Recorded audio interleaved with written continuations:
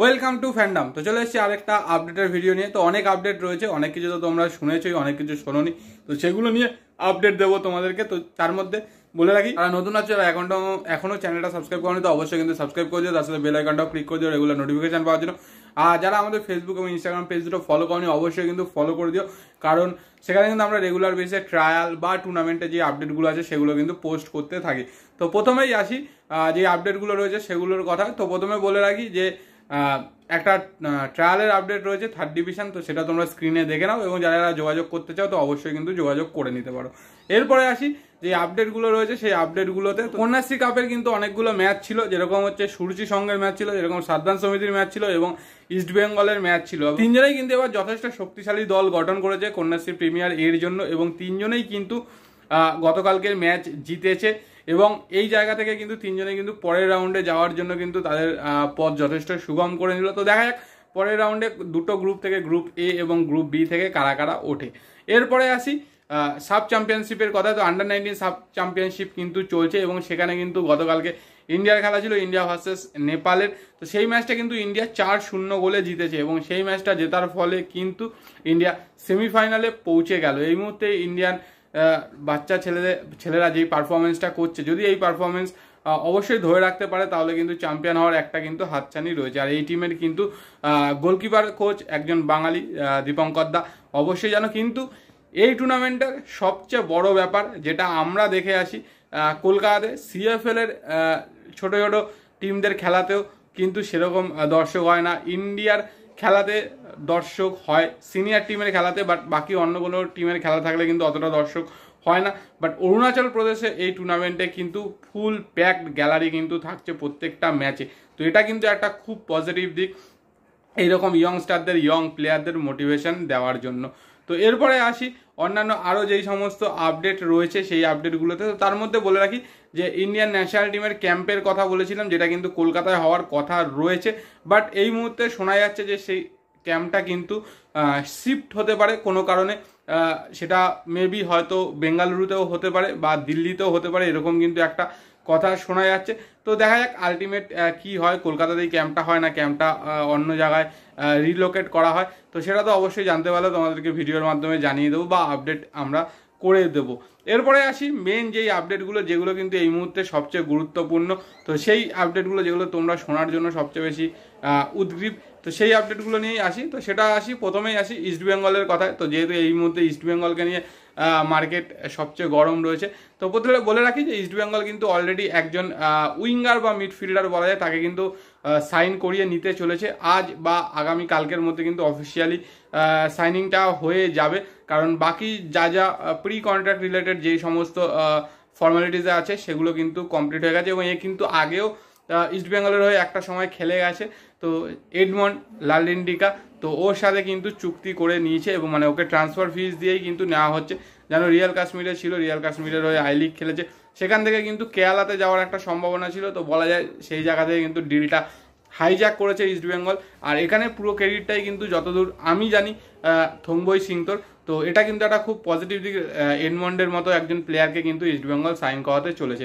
এছাড়া আরও একটা যেও কিন্তু কেরালার ব্লাস্টার্সে যাওয়ার পথে ছিল, তার সাথেও কিন্তু মোটামুটি কনফার্ম হয়ে গেছে, যেটা আগেও বলেছি যে অফিসিয়াল সাইনিং কিন্তু এখনও হয়নি যতদূর জানি, সেটা হচ্ছে মুম্বাইয়ের বিপিন সিং। তো ওর সাথেও কিন্তু মোটামুটি অলমোস্ট একদম চূড়ান্ত পর্যায়ে সব কিছু হয়ে গেছে, শুধু সাইনিংটা বাকি রয়েছে।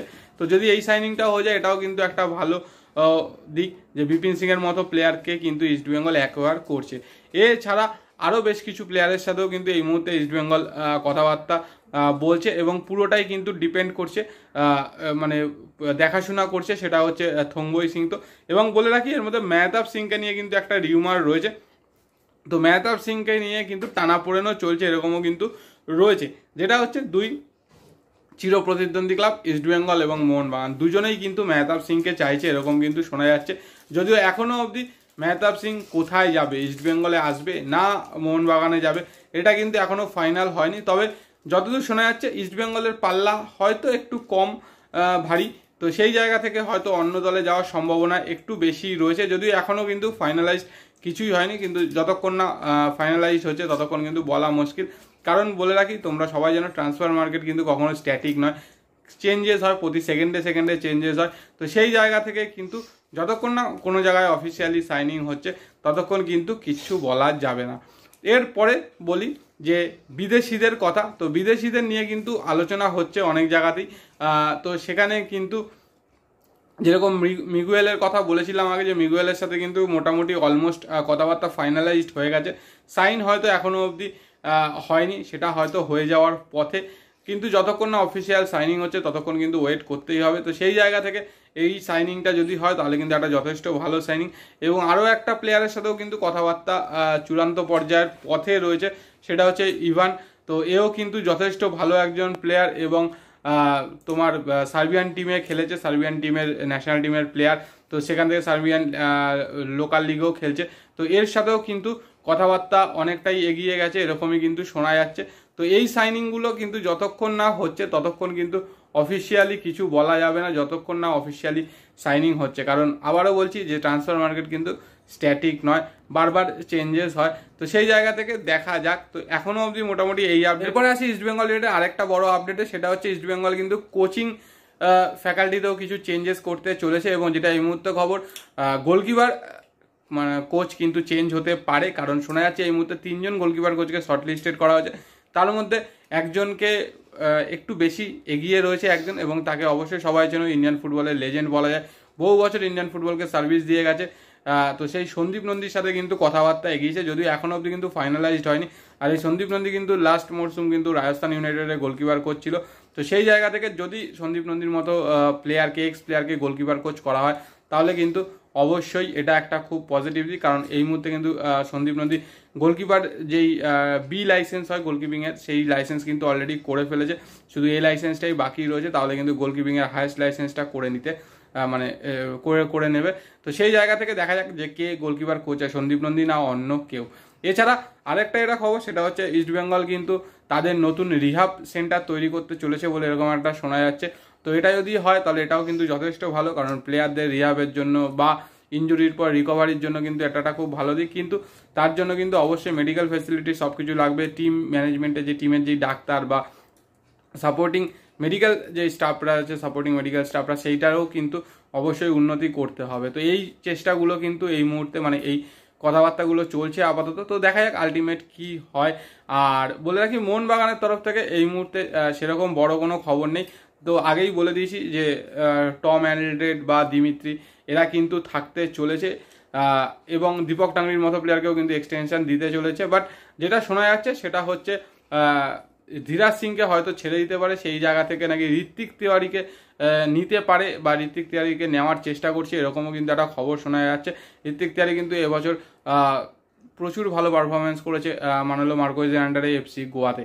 তো দেখা যাক যদি এই সাইনিংটা করতে পারে তাহলে সেটা তো অবশ্যই একটা খুব ভালো সাইনিং হবে। তো এরকমই কিন্তু খবর আপাতত, আর সেরকম কিছু খবর কিন্তু এই মুহূর্তে নেই। তো যা যা আপডেট ছিল তোমাদের সাথে শেয়ার করেছি, এরপরে আরও যা যা আপডেট পাবো অবশ্যই তোমাদের সাথে শেয়ার করবো।